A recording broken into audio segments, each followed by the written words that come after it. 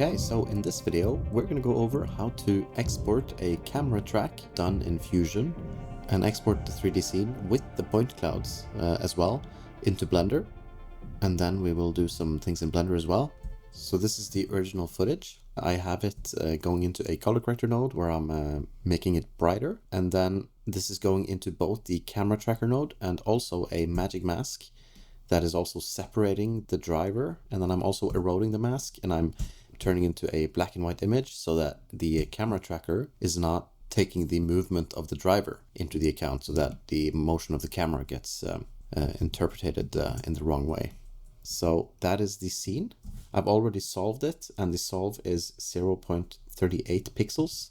The rule of thumb is essentially you want to keep it under 0.5.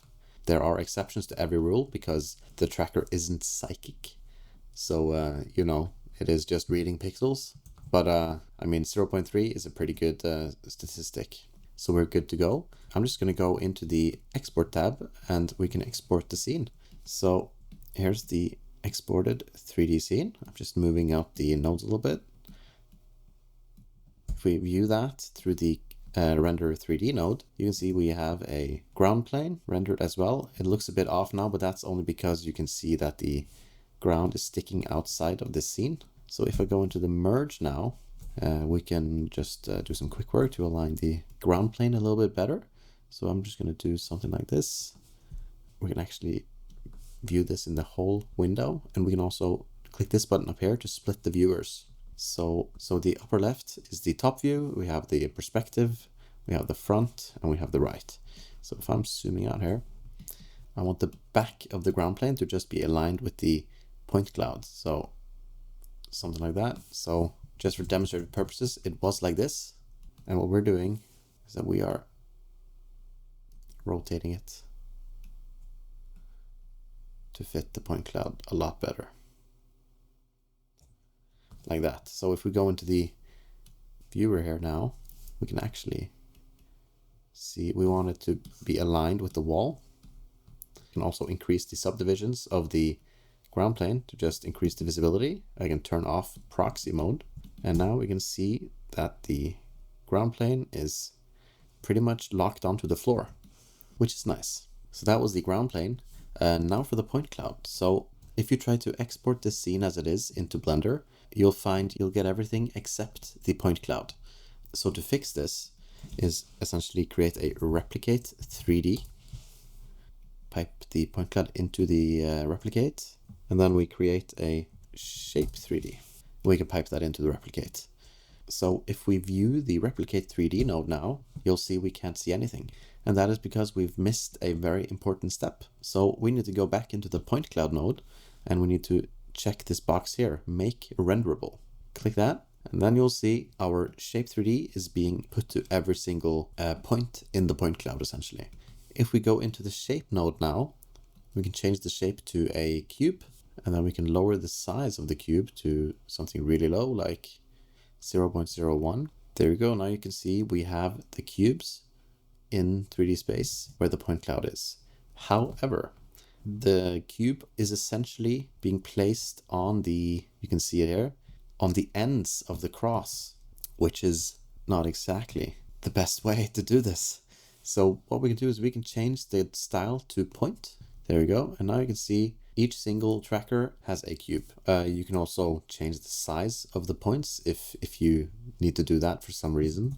That's entirely up to you. Then what we need to do is we need to unplug the point cloud from the merge, and we need to pipe the replicate 3D into the merge. There you go. All right, so one more thing we need to know before you export the scene is that this is a lot of 3D models, essentially a lot of 3D cubes that you're bringing into Blender, and you might not need all of them.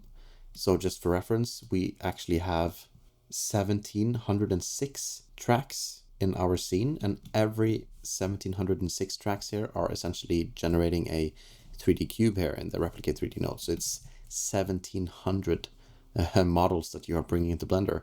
So if you want to lower this number, you can actually just increase this step value here, and each step will, I think it will half the amount. So you can see that it's drastically lowering the scene.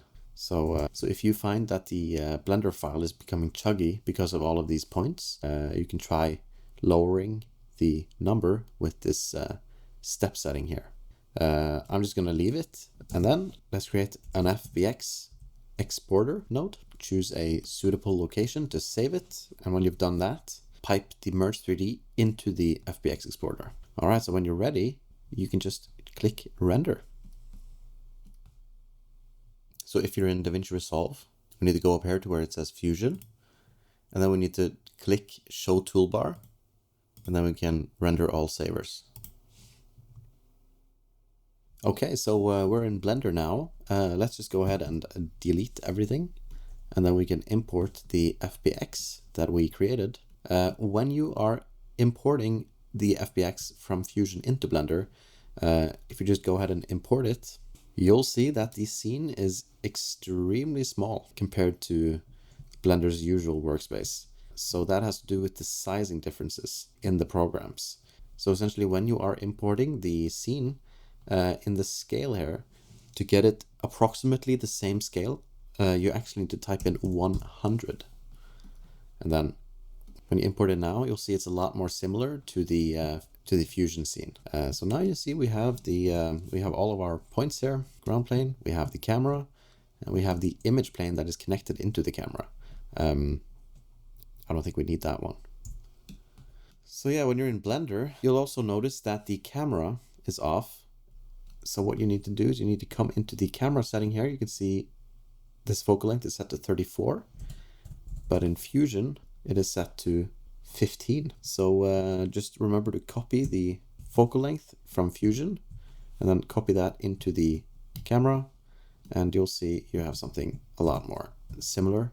But yeah, now you have a point cloud in Blender. Now if you add a background image, you'll see that we have the footage matching the plate. Also increase the opacity. So yeah, that's properly matched. Now you can start placing things in 3D as you see fit, which is nice. So if you want to essentially recreate your scene, you can now do it pretty easily using this point cloud.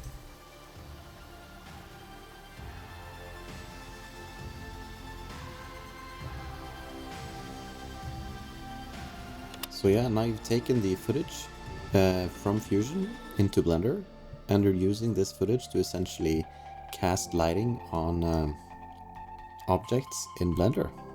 Whatever you put into this now. Now if you were to put anything into the scene, it will essentially get the lighting from it, and it will also have some reflection.